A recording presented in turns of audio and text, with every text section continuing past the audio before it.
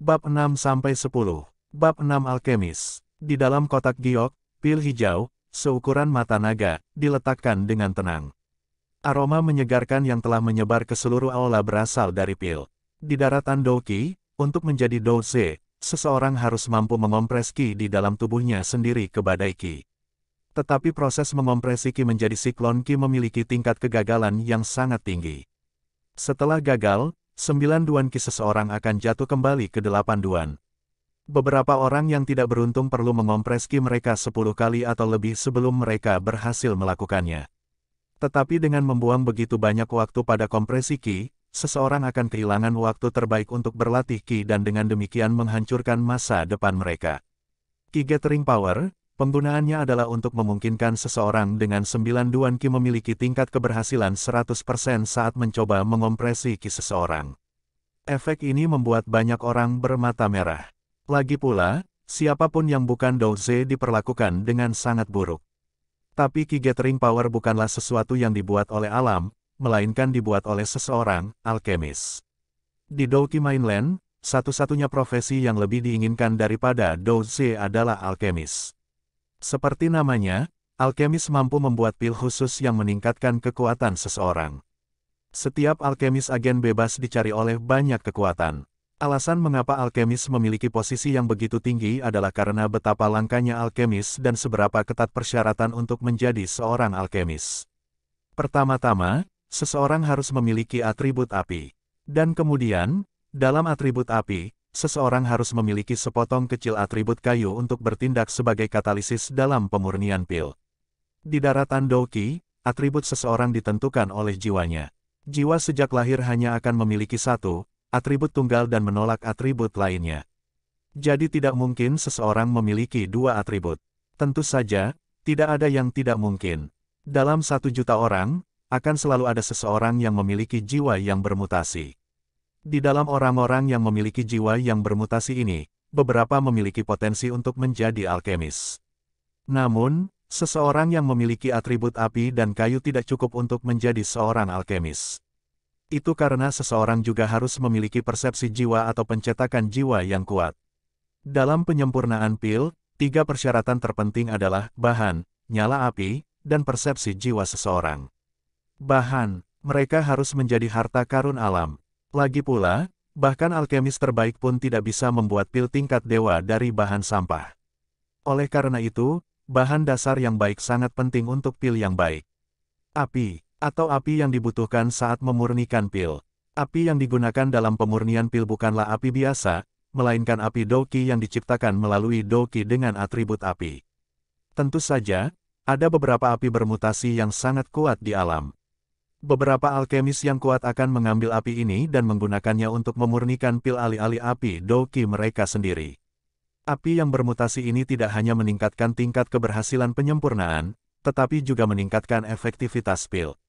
Karena memurnikan pil adalah tugas yang mengerikan, periode pemurnian yang lama membutuhkan banyak Douqi, dan karena itu, setiap alkemis yang brilian juga merupakan Douze tipe api yang kuat. Persyaratan terakhir adalah persepsi jiwa. Saat memurnikan pil, intensitas nyala api perlu dikontrol dengan presisi yang konyol. Jika nyala api sedikit terlalu panas, pil di dalam tungku akan terbakar menjadi abu, membuang-buang waktu dan tenaga sang alkemis. Oleh karena itu, mengendalikan intensitas nyala api merupakan prasyarat untuk menjadi seorang alkemis. Tetapi untuk memiliki kendali atas api, seseorang harus memiliki persepsi jiwa yang luar biasa. Tanpa persepsi jiwa, bahkan jika seseorang memenuhi atau bahkan melebihi 2 persyaratan pertama, tidak ada gunanya mencoba memperbaiki pil. Di bawah kondisi yang ketat ini, orang-orang yang memiliki kualifikasi untuk menjadi seorang alkemis sangat sedikit dan langka. Karena tidak banyak alkemis, pil ajaib yang mereka saring juga sedikit dan jarang. Karena hal-hal langka itu berharga dan pil pasti dapat didefinisikan sebagai langka, semua alkemis memiliki posisi terhormat, sampai tingkat yang dilebih-lebihkan. Di dalam aula utama, dengan napas terengah-engah dari 3 tetua, generasi muda semua menatap kotak giok di tangan Geye. Di sebelah ayahnya, Xiao Mei menjilat bibir merahnya dengan lidahnya yang lembut dan menatap kotak itu, tanpa berkedip. Hehe, ini disempurnakan oleh tetua terhormat kami Gu He. Saya pikir semua orang di sini telah mendengar namanya, kan? Melihat penampilan memalukan dari tiga tetua, Geye mulai menjadi sombong.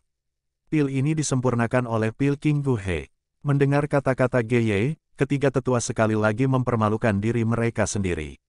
Pil King Guhe, seorang alkemis yang sangat berpengaruh di Kekaisaran Jiama. Alkimianya misterius dan tidak dapat diprediksi, menyebabkan kekuatan berbeda yang tak terhitung jumlahnya untuk mencoba menjilatnya. Tidak hanya Guhe memiliki bakat luar biasa dalam alkimia, kekuatannya sendiri berada pada level Do Wang dan dia adalah salah satu dari 10 Douze teratas di Kekaisaran Jiama.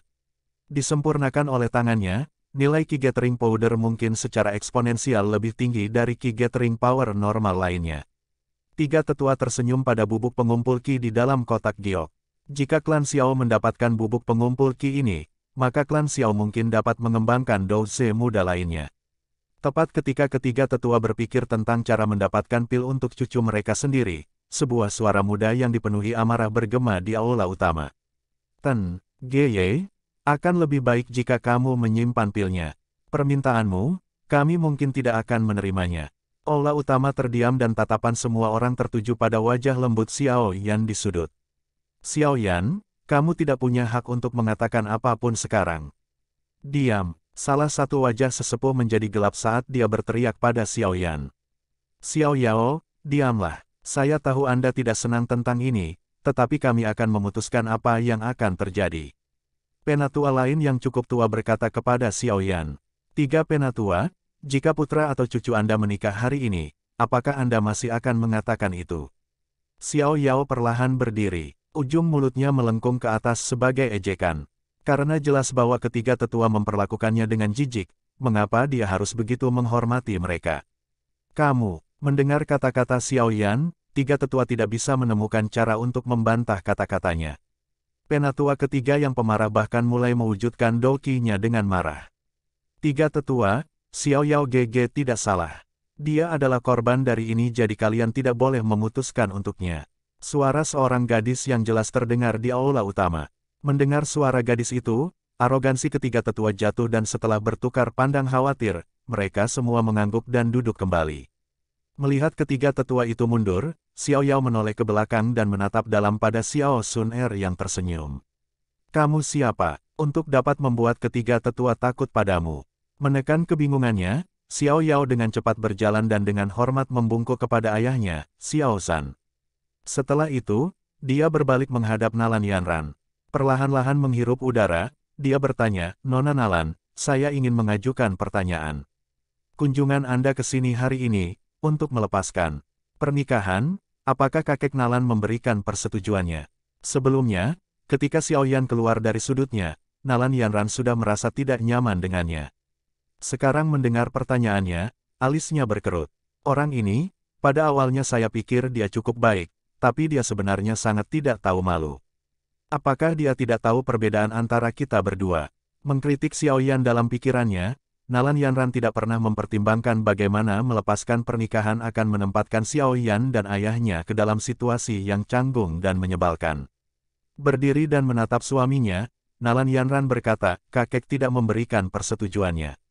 Tetapi, ini masalah saya sendiri dan tidak ada hubungannya dengan dia. Karena kakek belum mengatakan apa-apa maka aku harap kamu akan memaafkan ayahku karena tidak menerima permintaanmu.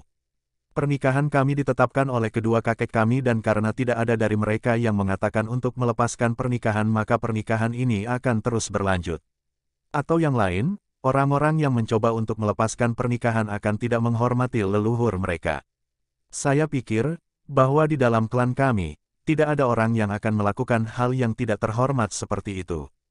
Xiao Yan memiringkan kepalanya dan menatap lurus ke arah tiga tetua. Menggunakan gelar yang tidak terhormat, Xiao Yan memaksa para tetua untuk diam.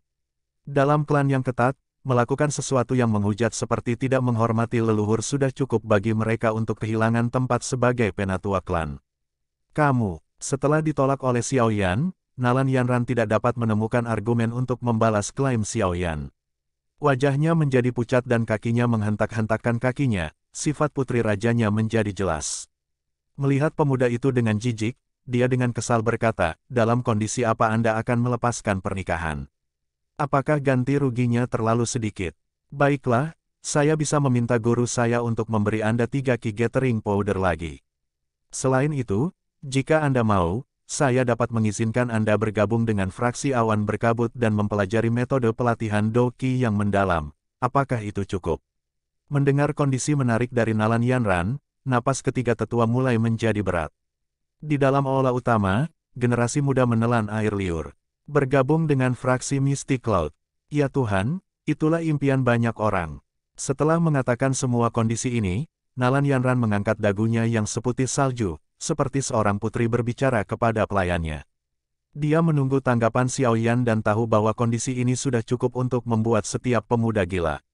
Bab 7 Perceraian, tidak seperti yang diharapkan Nalan Yanran, setelah mengatakan kondisi memikat, pemuda di depannya mulai gemetar. Dia perlahan mengangkat kepalanya dan wajahnya yang lembut dan muda berubah menjadi wajah buas yang menakutkan. Meskipun Xiao Yan telah mengalami ejekan yang tak terhitung jumlahnya selama 3 tahun terakhir, bahkan dia memiliki batas. Tindakan Nalan Yanran telah secara kasar menginjak bagian terakhir dari martabat yang tersembunyi jauh di dalam hati Xiao Yan. Melihat wajah ganas pemuda itu, Yanran melompat mundur. Pria muda di sisinya mengambil kesempatan untuk mencabut pedangnya dan dengan dingin menatap Xiao Yan. Aku ingin membunuhmu. Meskipun giginya gemeretak, kata-kata Xiao Yan memiliki niat membunuh yang jelas bagi mereka. Tangannya mengepal dan di dalam pupil hitamnya, nyala api membara. Yan kamu tidak sopan. Di atas aula, Xiao Zhan dikejutkan oleh reaksi Xiao Yan dan buru-buru menenangkan Xiao Yan. Klan Xiao saat ini tidak akan berani berada di pihak yang salah dari fraksi awan berkabut. Meskipun tinjunya semakin mengencang, Xiao Yan menundukkan kepalanya. Beberapa saat kemudian, dia dengan ringan mengangkat kepalanya. Perbedaannya adalah bahwa wajah jahat yang dia tunjukkan sebelumnya telah sepenuhnya digantikan oleh wajah yang tenang dan tanpa ekspresi. Dalam 3 tahun terakhir, Xiao Yan telah mengalami diskriminasi dan ejekan yang tak terhitung jumlahnya. Akibatnya, Xiao Yan sekarang lebih dewasa dari sebelumnya. Mungkin keuntungan terbesarnya dari 3 tahun terakhir adalah bahwa dia telah belajar untuk mengendalikan emosinya. Melihat pemuda yang sama sekali berbeda, Geye dan Nalan Yanran tiba-tiba merasa kedinginan. Anak ini, jika dia tetap tidak berguna maka itu bukan masalah besar. Tapi jika dia mendapatkan kekuatan, maka dia pasti akan menjadi kekuatan berbahaya yang harus diperhitungkan, Geye berpikir dengan sungguh-sungguh. Xiao Yan, meskipun aku tidak tahu mengapa tindakanku membuatmu marah sejauh ini, tapi, kamu harus tetap melepaskan pernikahan. Perlahan menghela napas, Nalan Yanran mendorong rasa takutnya dan menegangkan wajahnya. Ingat, kunjunganku ke klan Xiao diizinkan oleh guruku, pemimpin faksi dari fraksi awan berkabut. Mengerucutkan bibirnya, Nalan Yanran berkata, dengan sedikit ketidakberdayaan, Anda dapat memahami bahwa kunjungan saya hari ini sebagian merupakan paksaan. Tetapi Anda harus memahami bahwa kenyataan itu keras dan tidak ada yang adil. Meskipun itu tidak berarti banyak, kamu harus memahami perbedaan di antara kami. Kami tidak memiliki harapan untuk bersama. Petik 2. Mendengar pernyataan mutlak dari gadis itu, mulut Xiao Yan melengkung menjadi seringai. Nyonya Nalan, Anda harus mengerti. Di daratan Doki, seorang wanita yang kembali menikah akan mempermalukan pihak lawan di depan semua orang. Hehe, aku tidak terlalu peduli dengan rasa malu, tapi ayahku. Dia adalah pemimpin klan, jika kami menerima permintaanmu hari ini, lalu bagaimana menurutmu dia akan memerintah klan Xiao? Bagaimana klan Xiao akan mempertahankan pijakan di kota Wutan? Melihat pemuda yang marah itu, alis Nalan Yanran berkerut. Dia mengintip Xiao Zhan di ujung lorong, dia muncul seolah-olah dia baru saja bertambah tua. Melihat itu, dia merasa sedikit menyesal atas tindakannya dan menggigit bibirnya. Setelah merenung sejenak, matanya berbinar. Dia berbisik, permintaan hari ini, itu sedikit sembrono di pihak saya. Jadi, hari ini, saya sementara akan mengambil kembali permintaan saya untuk melepaskan pernikahan saya. Tapi, kamu harus berjanji padaku sesuatu. Janji apa? Saya bisa menunda permintaan hari ini selama 3 tahun. 3 tahun dari sekarang, Anda akan datang ke fraksi awan berkabut dan menantang saya. Jika saya menang maka saya akan melepaskan pernikahan di depan semua orang dan pada saat itu, Anda akan melakukan ritual kedewasaan klan Anda sehingga bahkan jika Anda kalah, Anda tidak akan mempengaruhi ayah Anda Xiao Zhan atau klan Xiao. Apakah kamu menerima? Hehe, kalau aku kalah, itu tidak akan mempengaruhi nama ayahku. Tapi mungkin seumur hidupku, aku akan menanggung rasa malu karena kalah. Wanita ini terlalu kejam. Xiao Yan merasa tidak berdaya, dia marah tetapi dia tidak dapat menemukan sumber untuk melampiaskannya. Nona Nalan, bukannya kamu tidak tahu kondisi Yan Er? Bagaimana Anda mengharapkan dia untuk menantang Anda? Menghinanya seperti ini, apakah itu menyenangkan bagimu? Xiao Zhan memukul meja dan dengan marah berdiri. Xiao Zhan susu, ketika melepaskan pernikahan, harus ada seseorang yang memikul tanggung jawab itu. Jika bukan karena Anda, saya akan merilis pernikahan hari ini. Setelah itu, saya akan mengumumkannya kepada publik. Setelah diblokir beberapa kali, Nalan Yanran juga menjadi marah dan dengan dingin meneriaki Xiao Yan, karena kamu tidak ingin melukai nama Xiao Zhan Susu, maka terimalah tantangannya. 3 tahun atau, sekarang, apakah Anda akan memilih yang pertama atau yang lebih lambat? Nalan Yanran, kamu tidak perlu bertingkah tinggi dan perkasa. Alasan dibalik Anda melepaskan pernikahan ini adalah karena Anda tidak berpikir bahwa saya, Xiao Yan, yang hampir cacat, cocok dengan Anda, seorang jenius. Maafkan saya karena menempatkan hal-hal dengan jelas. Selain kecantikan Anda, saya tidak peduli tentang hal lain dari Anda. Fraksi Mystic Cloud sangat kuat, saya akui itu. Tapi saya masih muda, saya punya banyak waktu. Ketika saya berusia 12 tahun, saya adalah seorang douse, tetapi Anda, Nalan Yanran, ketika Anda berusia 12 tahun, berapa banyak Duan Qi yang Anda miliki? Anda benar, saya mungkin lumpuh sekarang, tetapi karena saya menciptakan keajaiban 3 tahun lalu, mengapa Anda berpikir bahwa saya tidak dapat mengulangi keajaiban seperti itu di masa depan? Mengapa Anda berpikir bahwa saya tidak bisa menjadi jenius seperti dulu? Menghadapi sikap agresif, Xiao Yan akhirnya meletus seperti gunung berapi. Mulut Nalan berkedut. Meskipun dia sangat marah pada Xiao Yan, dia tidak bisa menemukan kata-kata untuk membantah pernyataannya. Kata-kata Xiao Yan adalah kebenaran, meskipun dia lumpuh sekarang, dia adalah seorang douse saat dia berusia 12 tahun. Tapi Nalan Yanran hanya 8 Duan Qi pada waktu itu. Nona Nalan, karena kakek Nalan, saya akan memberi Anda beberapa saran. 30 tahun ke timur, 30 tahun ke barat, jangan berani-beraninya kamu menggertak saya karena saya miskin sekarang. Kata-kata keras Xiao Yan membuat Nalan menegang. Ya, sungguh pepatah yang bagus, jangan berani-beraninya kamu menggertak saya karena saya miskin sekarang. Anakku tidak mungkin biasa saja. Di ujung lorong, mata Xiao Zhan menyala dengan semangat dan telapak tangannya yang berat menghantam meja, menyebabkan teh berceceran di mana-mana. Mengepalkan giginya dan menatap pria muda yang mencibir di depannya, Nalan menjadi sangat marah sehingga kepalanya mulai terasa pusing. Nalan Yanran telah dimanjakan sejak lahir dan tidak pernah dipermalukan oleh seseorang yang seumuran dengannya. Suara kekanak-kanakannya naik nada lain, apa dasar Anda mempermalukan saya? Bahkan jika bakat Anda sebelumnya tidak tertandingi oleh siapapun, Anda sekarang. Anda lumpuh sekarang. Oke, saya, Nalan Yanran, akan menunggu hari Anda melampaui saya. Rilis hari ini, saya tidak akan menyebutkannya lagi, tetapi 3 tahun dari sekarang, saya akan menunggu Anda di fraksi awan berkabut. Jika Anda punya nyali, tunjukkan bagaimana Anda mengubah situasi Anda. Jika Anda mengalahkan saya maka saya, Nalan Yanran, akan menjadi budak Anda selama sisa hidup saya. Tentu saja, jika kamu masih lumpuh 3 tahun kemudian maka kamu lebih baik mempersiapkan kontrak untuk melepaskan pernikahan kita. Melihat wajah pucat gadis itu, Xiao Yan mengejek, tidak akan memakan waktu 3 tahun.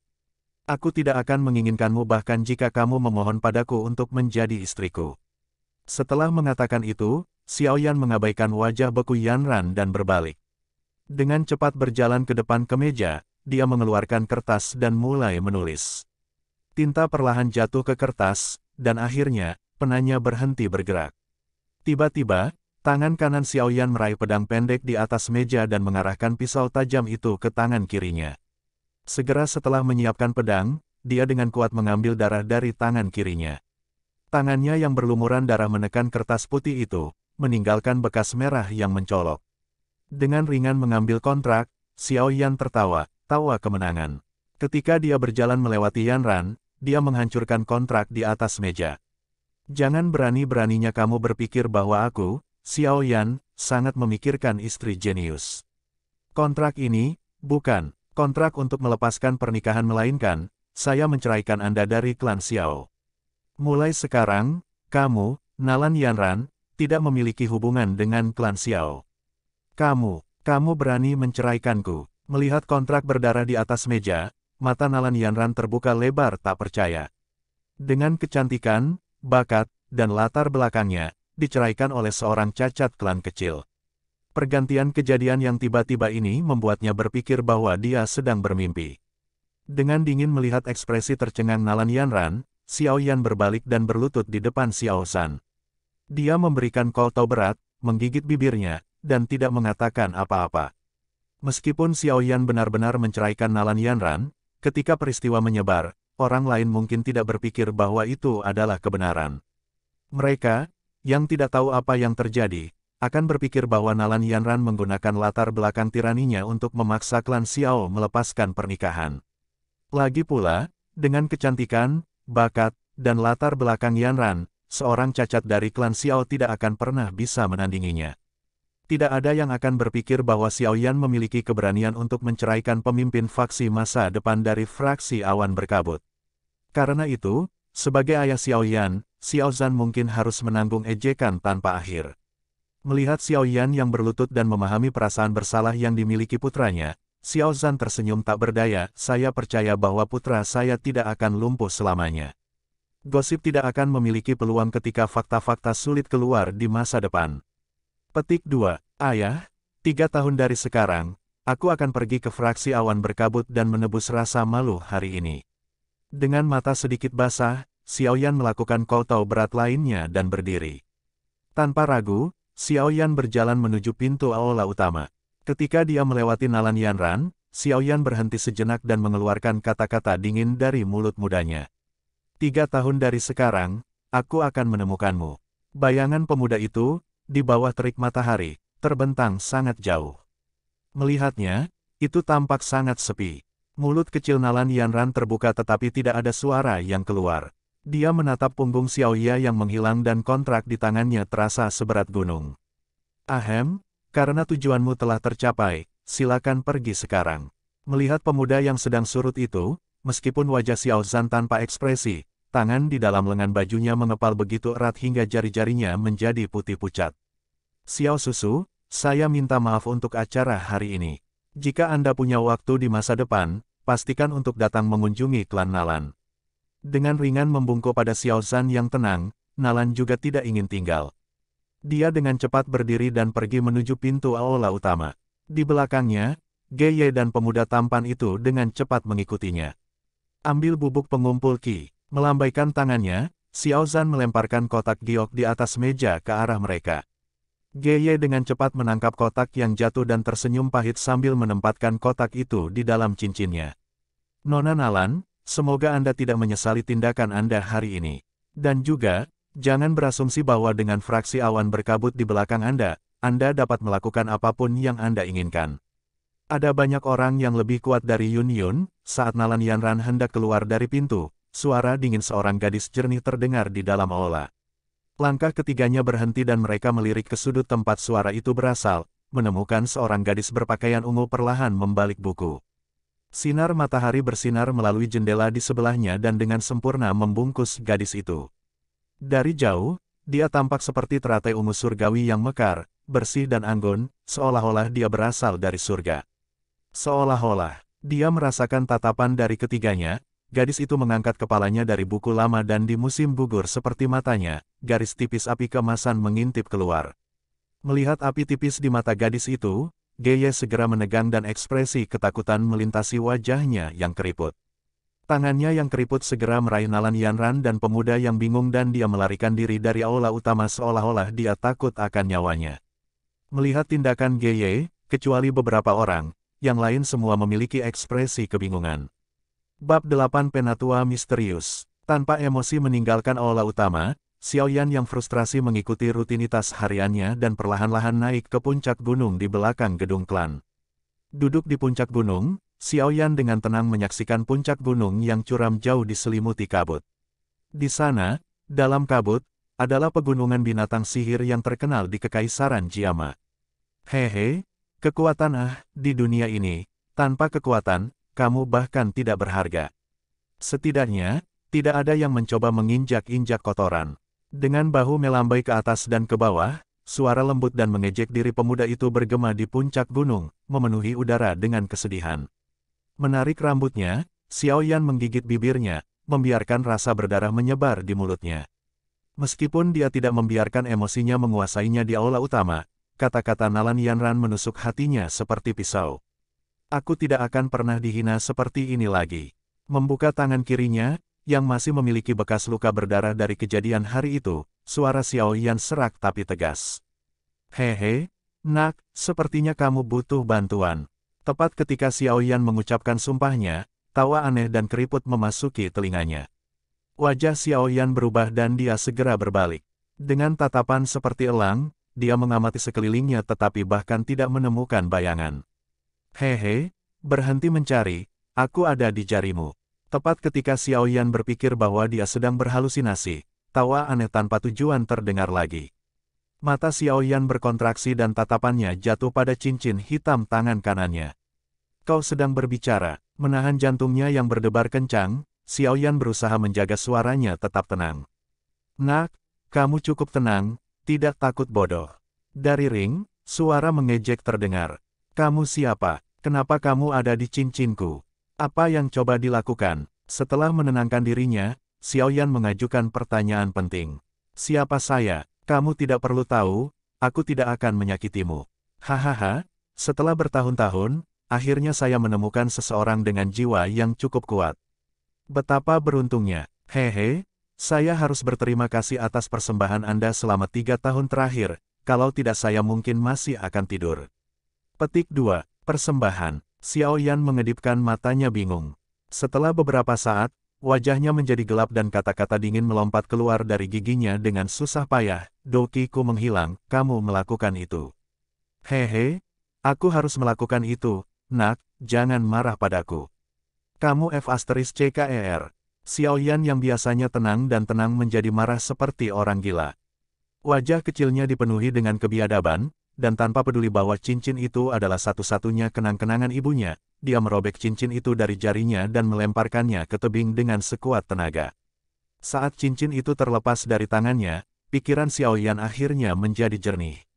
Buru-buru dia mencoba menangkap cincin terbang tetapi cincin itu sudah melewati tebing, jatuh bebas menuruni gunung. Menatap cincin yang menghilang ke dalam kabut, Xiao Yan tertegun untuk waktu yang lama. Akhirnya, wajahnya kehilangan kebiadaban dan tenang.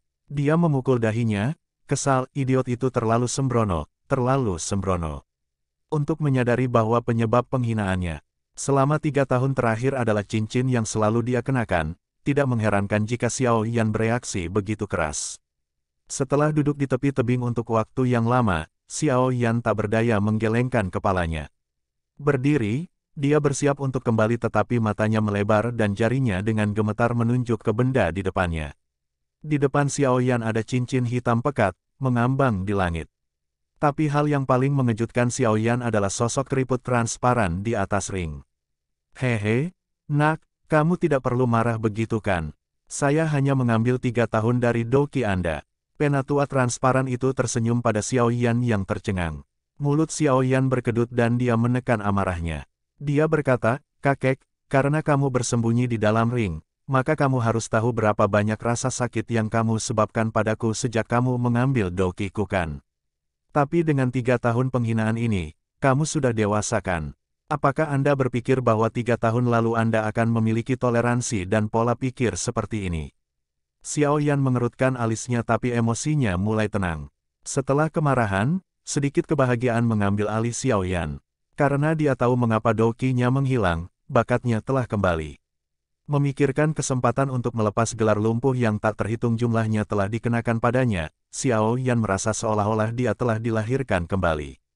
Penatua menjijikkan di depannya tidak terlihat menyebalkan seperti sebelumnya. Beberapa hal, setelah menghilang, akan membuat seseorang mulai menghargai nilainya.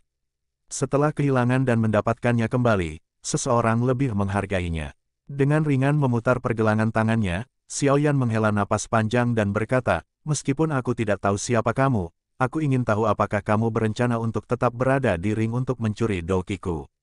Jika itu masalahnya maka saya akan meminta Anda untuk menemukan pemilik baru, saya tidak mampu untuk terus membesarkan Anda. Hehe, orang lain tidak memiliki persepsi jiwa sekuat dirimu. Penatua membelai janggutnya, karena saya sudah memilih untuk muncul, maka sebelum Anda memberi saya izin, saya tidak akan mengambil Douki Anda. Xiao Yan memutar matanya dan mencibir tanpa berkata apa-apa. Dia sudah memutuskan, terlepas dari apapun yang dikatakan tetua, dia tidak akan menyimpan cincin itu di sisinya. Nak, apakah kamu ingin menjadi kuat? Apakah Anda ingin dihormati oleh orang lain? Meskipun Xiao Yan sudah memutuskan untuk tidak berhubungan lagi dengan yang lebih tua, jantungnya mulai berdetak kencang saat mendengar kata-kata itu. Saya sudah tahu mengapa Douki saya menghilang dan dengan bakat saya, mengapa saya membutuhkan Anda untuk menjadi kuat. Menghembuskan napas kecil, Xiao Yan dengan lancar berkata. Dia tahu bahwa tidak ada makan siang gratis di dunia ini. Untuk berutang budi pada orang misterius, bukanlah langkah yang cerdas. Nak, meskipun bakatmu cukup bagus, kamu harus tahu bahwa kamu sudah berusia 15 tahun tetapi Doukimu baru berusia 32. Saya pikir saya mendengar bahwa upacara dewasa Anda adalah tahun depan kan? Apakah Anda berpikir bahwa dalam setahun, menggunakan bakat dan kerja keras Anda bisa mencapai 7 Duan Qi? Selain itu, gadis yang kamu janjikan untuk bertarung 3 tahun dari sekarang juga tidak memiliki bakat buruk. Anda ingin mengejar dan melampaui dia. Ini tidak akan mudah. Wajah sesepuh yang penuh kerutan mekar seperti bunga krisan. Jika Anda tidak mengambil Douki saya, apakah menurut Anda semua ini akan terjadi? Dasar bajingan tua. Setelah kelemahan terbesarnya terungkap, wajah Xiao Yan menjadi gelap sekali lagi dan dia mulai mengutuk. Setelah mengutuk, Xiao Yan merasakan sedikit keputusasaan. Dalam situasinya saat ini, tidak peduli berapa banyak dia mengutuk. Tidak akan ada efeknya. Latihan Douki membutuhkan dasar yang kuat. Kembali ketika dia berusia 4 tahun, dia membutuhkan waktu 6 tahun untuk mencapai 9 Duan Douki. Bahkan dengan bakatnya, mencapai 7 Duan Qi hanya dalam 1 tahun tidak ada harapan. Menghela nafas dengan putus asa, Xiao Yan melirik sesepuh yang sok itu. Ujung mulutnya melengkung dan dia bertanya, apakah Anda punya solusi? Mungkin, penatua itu menjawab dengan samar. Jika Anda membantu saya mencapai 7 Duan Qi hanya dalam 1 tahun maka saya akan memaafkan Anda karena telah mengambil Douki saya selama 3 tahun. Bagaimana dengan itu? Xiao Yan mungkin bertanya, hehe, anak angan-angan, jika kamu tidak dapat membantuku, mengapa aku harus menjagamu, seseorang yang tidak berguna, di sisiku? Anda harus menemukan orang malang lainnya. Xiao Yan tahu bahwa tetua transparan tidak dapat secara acak mengambil Douki dari orang lain sehingga dia tahu bahwa dia memiliki pengaruh dalam negosiasi. Kamu bahkan tidak terlalu dekat dengan seorang pemuda berusia 15 tahun. Sepertinya 3 tahun ini sangat membantumu tumbuh.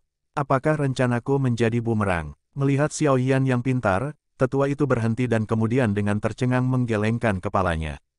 Xiao Yan mengangkat bahunya dan dengan ringan berkata, jika kamu ingin aku menjagamu di sisiku maka kamu setidaknya harus memiliki ketulusan kan? Sungguh anak yang bermulut tajam. Baiklah, bagaimanapun juga, aku butuh bantuanmu.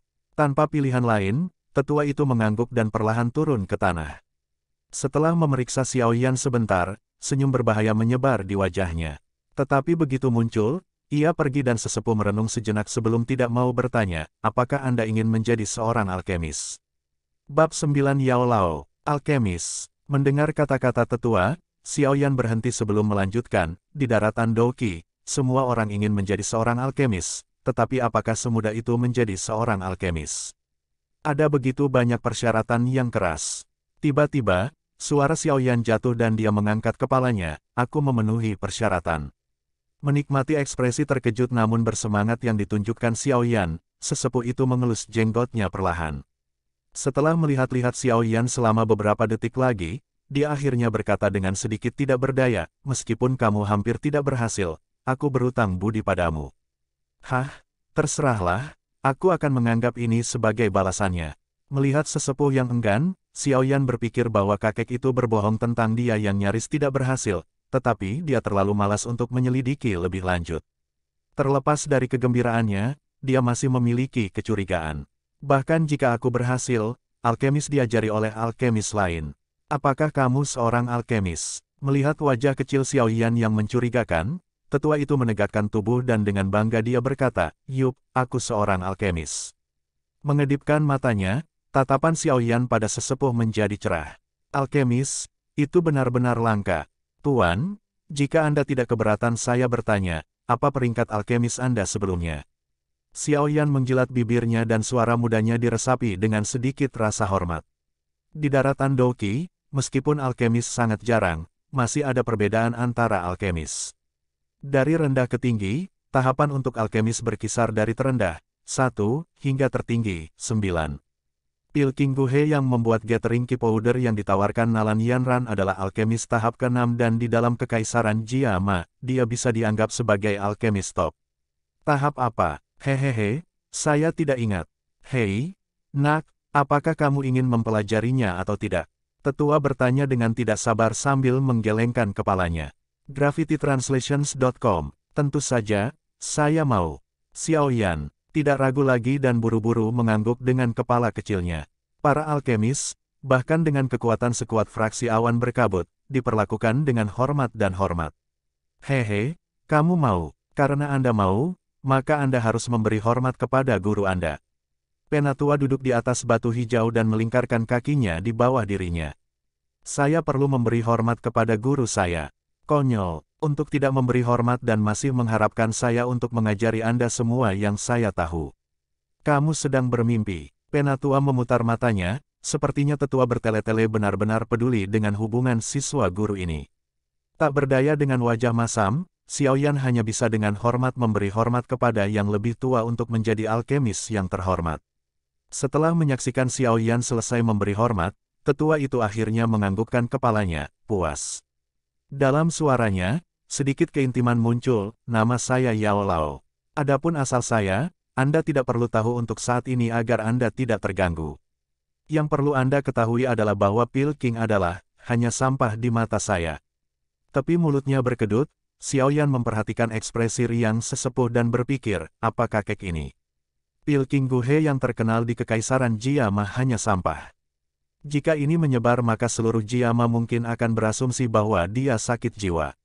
Dengan ringan mengambil napas dan menekan keterkejutannya, mata Xiao Yan melesat ke sekeliling dan dengan beberapa lelucon dia bertanya, Guru, bagaimana Anda akan membantu saya untuk mencapai 7 Duan Qi dalam 1 tahun? Meskipun selama 3 tahun terakhir Douqi Anda selalu menurun, fondasi Anda di Douqi jauh lebih kuat daripada orang lain. Dalam pelatihan Douqi, fondasi adalah yang paling penting. Nanti, Anda akan dapat menemukan berapa banyak manfaat yang telah Anda dapatkan selama 3 tahun ini. Senyum Yao Lao perlahan menghilang dan dia memasang ekspresi lebih serius. Xiao Yan tercengang, dia tidak pernah diberitahu bahwa kekuatan seseorang diambil akan membawa manfaat. Lalu kapan kamu akan mengajariku alkimia? Xiao Yan mengarahkan pikirannya ke hal yang paling penting. Untuk menjadi seorang alkemis, Anda harus memiliki Douqi dari atribut api. Jadi, sebelum Anda menjadi seorang alkemis, Anda setidaknya harus menjadi Douse dan mempelajari metode atribut api Douqi. Xiao Yan mengulurkan tangannya dan tertawa bertanya, atribut api metode Douqi. Hehe, guru, karena saya murid Anda harus memberi saya metode Douqi atribut api tingkat Tian, kan? Petik 2. Mendengar itu, Yan Lao dengan marah memarahi Xiao Yan, benarkah? Apakah Anda berpikir bahwa metode Tian Stage Douqi seperti kentang di tanah? Bagaimana kamu bisa mengatakan sesuatu seperti itu? Petik 2. Kak, karena aku sudah menjadi muridmu, kamu tidak mungkin membiarkanku masuk ke klanku untuk menemukan metode Douqi, kan? Atribut api teratas klan kami metode Douqi hanya tingkat Huang tinggi. Itu terlalu buruk untuk seorang alkemis. Wajah Xiao Yan menunjukkan betapa tertekannya dia. Brat, aku gurumu, bukan kakek tua. Mendengar kata-kata tidak sopan Xiao Yan, Yao Lao memutar matanya ketika dia menyadari bahwa Xiao Yan tidak peduli untuk menghormati orang yang lebih tua. Huff, karena Anda adalah murid saya tidak akan membiarkan Anda mempraktikkan beberapa metode buruk. Metode panggung Tian, saya tidak memilikinya, tetapi saya memiliki metode yang jauh lebih kuat daripada metode tahap Tian normal. Apakah kamu ingin mempelajarinya? Mata tua Yao Lao yang keruh tiba-tiba menjadi konspirasi. Lebih kuat dari metode Douqi Panggung Tian. Jantungnya berdetak cepat. Xiao Yan menelan air liur dan di matanya yang hitam pekat, sedikit antisipasi dapat ditemukan. Lalu metode Douqi level berapa? Tingkat Huang rendah. Tawa ringan. Yao Lao membuat wajah Xiao Yan menegang. Kakek, kamu mempermainkanku. Sebuah suara marah terdengar di puncak gunung. Melihat wajah bengkok pemuda itu, Yao Lao mulai tertawa. Untuk dapat membuat Xiao Yan yang tenang menjadi gila, dia merasa telah berhasil. Apa yang aneh dengan metode Douqi itu? Menonton wajah olok-olok Yao Lao, Xiao Yan tiba-tiba menjadi tenang. Itu bisa berkembang. Mata Xiao Yan melebar dan tanpa berkedip, Xiao Yan menatap wajah Yao Lao, mencoba menemukan petunjuk bahwa Yao Lao berbohong, tapi setelah beberapa detik, dia menggelengkan kepalanya, tidak mungkin. Saya belum pernah mendengar metode Douqi yang bisa berevolusi. Apa yang kamu tahu? Douqi daratan adalah orang-orang besar dan aneh dan hal-hal terjadi sepanjang waktu. Dalam pikiran Anda yang terbatas, Anda bahkan belum keluar dari kekaisaran Jiama. Ada banyak hal yang tidak mungkin yang sebenarnya mungkin. Xiao Yan berhenti sejenak sebelum berkata, kalau begitu, pernahkah Anda mendengar tentang metode Douqi yang dapat berevolusi? Senyum Yao Lao menegang, karena tidak ada yang seperti itu, metode Douqi ini unik. Itu bisa berevolusi. Melihat wajah serius Yao Lao, Xiao Yan mau tidak mau bertanya lagi. Itu bisa berkembang. Yao Lao dengan serius mengangguk. Apakah kamu sudah mencobanya? Oh tidak. Apakah orang lain sudah mencobanya? Oh tidak. Di dahi Xiao Yan, pembuluh darah bisa terlihat. Dengan tangan terkepal erat, Xiao Yan mencoba menahan dorongan hatinya untuk pergi dan meninju yang lebih tua. Jika tidak ada orang lain yang pernah mencobanya, lalu bagaimana Anda tahu bahwa itu bisa berevolusi? Dijelaskan seperti itu pada metode Douqi. Benar-benar ada metode Douqi seperti itu. Alisnya berkerut, Xiao Yan ragu-ragu sebelum berkata, bisakah Anda membiarkan saya melihatnya? Hehe, melihat Xiao Yan yang penasaran, mulut Yao Lao terbuka, tapi yang keluar bukanlah yang diharapkan Xiao Yan. Sudahlah. Tidak ada gunanya jika Anda melihatnya sekarang, jadi mengapa Anda tidak menjadi Douze terlebih dahulu sebelum saya memberikannya kepada Anda? Petik 2. Tangan terulur Xiao Yan berhenti dan setelah ujung mulutnya berkedut untuk sementara waktu, dia meludahkan 3 kata, kamu kejam. Tertawa bahagia, Yao Lao mengabaikan murid Xiao Yan yang dipenuhi kemarahan dan berkata, misi kami saat ini adalah untuk mendapatkan Douqi Anda hingga 7 duan dalam 1 tahun. Xiao Yan menekan rasa ingin tahu dan amarahnya terhadap metode Douqi dan bertanya dengan gigi terkatup, bagaimana kamu akan melakukannya? Yao Lao dengan wajah serius berkata, ketika seseorang mulai melatih Douqi mereka, fokus utama mereka adalah membangun otot dan memperkuat jalur Qi internal sehingga mereka memiliki landasan ketika mereka mewujudkan Douqi mereka di dalam tubuh mereka. Karena orang-orang di usia Anda memiliki jalur Qi internal yang lemah dan dapat dibentuk, Anda perlu melakukan proses pelatihan selangkah demi selangkah dan Anda tidak dapat menggunakan kekuatan luar untuk meningkatkan kecepatan latihan Anda atau di masa depan ketika Douqi Anda menjadi lebih kuat, jalur Qi internal Anda tidak akan mampu menahan kekuatan Douqi yang mendorong melalui jalur tersebut dan jalur Qi Anda akan meledak saat Anda akan mati. Xiao Yan mengetahui hal ini sebaik Yao Lao karena dalam 3 tahun dia lumpuh, ayahnya sangat khawatir dan beberapa kali, dia mencoba mendorong Douqi secara paksa ke dalam tubuh Xiao Yan, tetapi setiap saat, pada detik terakhir, dia akan berhenti sehingga Xiao Yan tahu taruhannya. Yao Lao melirik Xiao Yan yang tenang dan dengan puas menganggukkan kepalanya. Tapi itu hanya berlaku untuk orang lain. Kamu berbeda. Fondasi internal Anda sudah kokoh dan dapat diandalkan 3 tahun lalu dan sejak itu karena kepribadian Anda yang teguh, Anda tidak pernah berhenti melatih Qi Anda. Oleh karena itu, yayasan Anda sekarang, saya dapat mengatakan bahwa itu hebat. Petik 2. Jadi, kamu ingin menggunakan kekuatan luar untuk melatih Qi-ku. Seperti pil, kurang lebih. Tetapi dengan ketangguhan jalur Qi Anda sekarang, Anda tidak akan dapat mengambil kekuatan dari pil manapun yang melewati jalur Qi Anda. Bahkan gathering Qi powder yang belum sempurna, kamu tidak akan bisa menggunakannya. Bubuk Qi pengumpulan yang belum sempurna. Xiao Yan ingin memutar matanya lagi. Di Kekaisaran Jiama, gathering Qi powder akan mendapatkan harga setinggi langit. Tapi dari gurunya, gathering Qi powder ini menjadi hal yang paling dasar. Perbedaan antara keduanya membuat Xiao Yan tercengang. Lalu rencanamu, mengambil napas dalam-dalam, Xiao Yan pulih dan mengerutkan alisnya lagi. Hehe, karena pil terlalu ganas dan bisa melukai jalur Qimo, kita perlu menggunakan metode yang lebih ringan. Yao Lao tersenyum dan berkata, besok, siapkan untukku 3 batang lengkap bluegrass berdaun ungu, di mana semakin tua mereka, semakin baik. Juga, saya membutuhkan 2 batang bunga cuci tulang, umurnya tidak masalah. Oh benar, saya juga membutuhkan inti monster yang dikaitkan dengan kayu level 1. Ini semua bahan bermutu rendah jadi kamu harus bisa mendapatkannya, seseorang datang, aku akan kembali kering.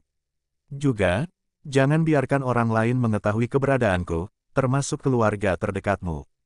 Setelah mengatakan itu, Yao Lao mengabaikan Xiao Yan yang tercengang dan melompat ke ring hitam. Cincin itu bergetar sedikit dan terbang ke jari Xiao Yan. 3 batang bluegrass berdaun ungu. 2 tangkai bunga cuci tulang. Inti monster atribut kayu. Pak Tua, apakah Anda yakin itu benar? Apakah Anda berpikir bahwa saya seorang pangeran kerajaan? Hal-hal ini, jika ditambahkan semuanya, harganya lebih dari 1000 koin emas. Setelah beberapa tahun menabung sampai pada titik di mana saya akan melewatkan makan dan tidak pernah menghabiskan barang-barang mewah, saya hanya memiliki 400 koin emas. Itu hanya cukup untuk 1 inti monster atribut kayu level 1. Xiao Yan menunjuk ke cincin yang tidak bergerak dan mengutuk. Itu masalahmu sendiri. Hehe, orang lain akan menginginkan cairan nutrisiku, tapi yang aku minta hanyalah kamu mendapatkan uang untuk bahan itu dan kamu sudah menangis tentang itu. Tawa mengejek Yao Lao terdengar di dalam hati Xiao Yan. Sial, hal-hal yang dibuat oleh para alkemis hanya dapat diberikan oleh orang-orang kaya. Xiao Yan tak berdaya tertawa. Uang sakunya setiap bulan hanya 20 koin emas. Ini sama sekali bukan jumlah yang kecil, itu akan cukup bagi keluarga kecil normal untuk memberi makan diri mereka sendiri selama 1 tahun penuh. Tetapi uang yang dia miliki hampir tidak cukup untuk membeli salah satu barang yang dibutuhkan Yao Lao. Inilah perbedaan antara alkemis dan orang lain. Hah, sepertinya aku harus meminjamnya dari seseorang. Menghela napas tertekan, Xiao Yan perlahan mendapatkan kembali ketenangannya dan wajah kecilnya pulih ke wajah tenangnya yang normal. Memutar kepalanya ke arah jalan mendaki gunung, dia bisa melihat sosok ungu mendaki gunung seperti roh. Bab 10 meminjam uang berjingkat. Jingkat di bebatuan, Xiao Sun seperti kupu-kupu ungu yang indah dengan lekuk-lekuk yang menghipnotis saat dia dengan anggun mendaki gunung. Saat dia melihat ke atas, tatapannya terfokus pada pemuda yang berdiri di samping tebing. Melihat pemuda itu, Xiao Sun merasa terkejut.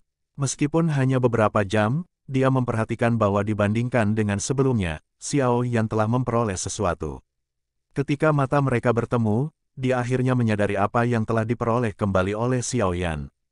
Keyakinannya sendiri. Setelah 3 tahun, kecemerlangan Xiao Yan akhirnya kembali. Manjakan diri dengan sisa-sisa transparan di bibir Xiao Yan, 2 lesung pipit muncul di wajah cantik Xiao Sun. Sepertinya Xiao Yan tidak membutuhkan Sun Er untuk datang dan menghiburnya. Orang-orang tumbuh setelah mengalami kesulitan, bukan? Xiao Yan mengangkat bahu. Dia pasti akan menyesalinya. Sun Er melengkungkan bibirnya dan mengucapkan kata-kata itu seolah-olah dia adalah seorang hakim yang memiliki keputusan akhir dalam sebuah kasus pengadilan. Xiao Yan tersenyum ringan, menepuk-nepuk pakaiannya dan berjalan ke arahnya. Ketika dia mendekatinya, melihat Sun Er yang tingginya hampir sama, dia melirik wajah muda tapi tetap cantik. Tiba-tiba Xiao Yan merasa pusing, mengingat gadis yang akan ngiler sepanjang waktu dan mengikuti Xiao Yan kemana-mana. Dia sangat cantik sekarang. Tersenyum ringan, tatapan Xiao Yan melembut dan dia dengan kasar mencubit wajah Xiao Sun di bawah ekspresi terkejutnya. Sun Er sudah dewasa. Tapi ternyata kamu baik-baik saja. Tidak lupa bagaimana Xiao Yan GG akan dipenuhi memar saat mencoba memetik buah dari pohon. Tertegun pada tindakan intim Xiao Yan, Sun Er menegang selama 1 detik sebelum matanya yang hitam pekat, bebas dari kotoran, tersenyum. Ketika dia masih kecil, Xiao Yan suka mencubit pipinya tetapi sejak peristiwa 3 tahun lalu, dia mendirikan dinding tak terlihat di sebelah hatinya dan mendorong semua orang keluar. Tidak peduli seberapa keras dia mencoba, dia akan selalu kecewa dengan sikap dingin dan tanpa ekspresi darinya. Dia kembali, tapi, sepertinya dia masih menganggapku belum dewasa, dia sangat bodoh. Sun Er mengeluh dalam hatinya setelah beberapa saat, instan, Sun Er mengkritik dirinya sendiri karena terlalu serakah. Sun Er, selama 3 tahun terakhir ini, tolong jangan salahkan Xiao Yan GG karena seperti itu. Aku hidup hari demi hari tapi untungnya kamu selalu di sisiku. Xiao Yan dengan canggung menganggukkan kepalanya dan meminta maaf. Sun Er tersenyum manis. Keluhan yang dia alami selama 3 tahun terakhir menghilang dengan permintaan maaf yang canggung. Hah? Oh benar, Sun Er, berapa banyak uang yang kamu punya? Melepaskan wajah Sun Er, Xiao Yan tertawa hampa dan bertanya. Di klannya, kecuali ayahnya, Sun Er adalah satu-satunya orang yang memiliki hubungan baik dengannya. Dia baru saja mempermalukan ayahnya pagi ini sehingga dia tidak tahan menghadapi ayahnya untuk meminta uang, itulah sebabnya dia bertanya pada Sun Er. Gun Truyeni, uang, mengedipkan matanya yang jernih, Sun Er terkejut, Xiao Yan GG butuh uang. Iya, aku ingin membeli beberapa item, meskipun aku sedikit kekurangan. Xiao Yan merasa malu, ini pertama kalinya dia meminjam uang dari seorang gadis. Melihat Xiao Yan yang dingin seperti biasa sekarang dalam kesusahan, Xiao Sun Er melihat orang yang sama sekali berbeda. Menutup mulutnya dan tersenyum manis, aku punya lebih dari 1000 koin emas, apakah itu cukup? Jika tidak, saat berbicara, jari Sun Er di belakangnya menjentikkan dengan cepat dan kartu emas ungu tiba-tiba muncul di antara jari-jarinya. Pada kartu tersebut terdapat 5 gelombang warna yang berbeda. Kartu 5 gelombang ungu dingin, di daratan Douqi, Anda harus menjadi setidaknya seorang Douling jika Douze adalah yang pertama, Douling keempat untuk mendapat kehormatan menggunakan jenis kartu emas yang mewakili peringkat mereka. Tentu saja, beberapa kekuatan khusus juga memiliki hak istimewa untuk mendapatkan kartu tersebut. Cukup, sudah cukup. Dengan senang hati menganggukkan kepalanya, Xiao Yan dengan paksa mencoba menghentikan dirinya dari mencubit wajah imut Sun Er. Jangan khawatir, aku akan membayarmu kembali nanti. Xiao Yan berjanji sambil menepuk dadanya. Kamu tidak perlu membayarku kembali, Sun Er cemberut dan dengan cepat menyembunyikan kartu emas ungunya. Ayo pergi, sekarang sudah hampir malam, besok aku akan membawamu ke kota Wutang untuk jalan-jalan. Xiao Yan melambai ke arah gadis itu dan dengan riang menuruni gunung. Berdiri diam, Sun Er dengan senang melihat pemuda yang telah mendapatkan kembali keberaniannya dari 3 tahun lalu. Tersenyum lembut, dia bergumam, Nalan Yanran, haruskah aku membencimu atau berterima kasih padamu? Dini hari, matahari bersinar hangat melalui jendela ke tubuh pemuda bersila dalam meditasi. Wah, setelah bermeditasi hampir sepanjang malam, Xiao Yan menarik napas dalam-dalam, aliran udara putih tembus pandang yang terlihat dengan mata telanjang melewati mulut dan hidungnya dan masuk ke tubuhnya, merawat tubuh dan tulangnya. Cahaya putih bersinar dari matanya saat dia tiba-tiba membuka matanya. Xiao Yan meregangkan dirinya dan dengan penuh semangat berkata, ini persis perasaan ini, setelah 3 tahun, perasaan kita telah kembali. Dia perlahan-lahan bangun dari tempat tidurnya, melatih dirinya sedikit, sebelum mulai berganti pakaian. Dari luar ruangan, suara Sun Er dengan lembut terdengar di dalam, Xiao Yan GG, masih tidur. Dia tiba di sini begitu awal. Sambil menggelengkan kepalanya, Xiao Yan berbalik dan kemudian mencari di lacinya. Akhirnya, dengan enggan, dia mengeluarkan sebuah kotak kecil dan dengan hati-hati membukanya. Dia menyipitkan matanya dari kilatan perak di dalam kotak itu. Dan ini seluruh tabunganku, memegang kotak uangnya, Xiao Yan tersenyum pahit sambil menggelengkan kepalanya. Xiao Yan dengan lembut tersenyum saat dia berjalan keluar dari kamarnya dan melihat gadis yang mempesona di depan pintunya. Sun Er telah berubah menjadi pakaian hijau pucat yang membuatnya tampak lebih cantik alami. Dia juga memiliki sepasang celana ketat yang membentang di paha ramping dan kaki panjangnya, menekankan lekuk tubuhnya. Dengan kaki panjang, Sun Er dapat dibandingkan dengan gadis-gadis muda di bumi, penuh vitalitas muda dan godaan. Tentu saja, dia memiliki keanggunan khusus yang belum pernah dilihat Xiao Yan pada gadis lain selain dia. Akan membutuhkan. Melihat Xiao Yan keluar dari kamarnya, Sun Er tersenyum dan memberinya kartu hitam. Ini adalah kartu umum, maksimum yang dapat berisi hanya 5.000 koin emas. Menerima kartu hitam, Xiao Yan menggoda, gadis kecil, mengapa kamu mengenakan pakaian yang begitu menarik? Mungkinkah Anda berkencan dengan orang lain? Petik 2. Ya, ini pertama kalinya dalam 3 tahun Xiao Yan GG mengundangku keluar. Sun Er sangat tersanjung jadi tentu saja aku harus berdandan sedikit. Godaan intim Xiaoyan membuat mata Sun Er tertekuk menjadi bentuk bulan sabit yang dangkal sambil tersenyum genit. Dengan enggan menggelengkan kepalanya, Xiaoyan balas tersenyum bahagia. Mereka mengobrol sambil berjalan bersama menuju kota. Sekitar setengah jalan, mereka disambut oleh beberapa anggota klan yang melihat percakapan mesra mereka dengan wajah aneh. Sun Er, baik itu kecantikan atau bakat, adalah mutiara paling cemerlang dari generasi muda di klan. Dia biasanya ramah kepada semua orang tetapi di balik senyumnya yang ringan adalah ketidakpedulian, menyapanya itu mudah, tetapi untuk memulai percakapan yang panjang akan sangat sulit. Mengabaikan penampilan anggota klan lainnya, Xian Yan dengan cepat membawa Sun Er keluar dari klan sebelum melambat dan dengan santai mengintip kios di sisi jalan. Kota Wutang sesuai dengan namanya sebagai salah satu kota besar di Kekaisaran Jiama dengan banyaknya orang yang tinggal di dalamnya. Meskipun matahari terbenam, di jalanan ada ribuan jika tidak puluhan ribu orang, bahkan akan ada satu atau dua ras yang aneh. Mungkin karena Xiaoyan di sampingnya, tapi Sun Er menjadi lebih aktif setelah dia keluar dari klan. Dia menarik Xiaoyan yang enggan ke berbagai kios. Tawa lembutnya membuat jalanan yang panas sedikit lebih sejuk.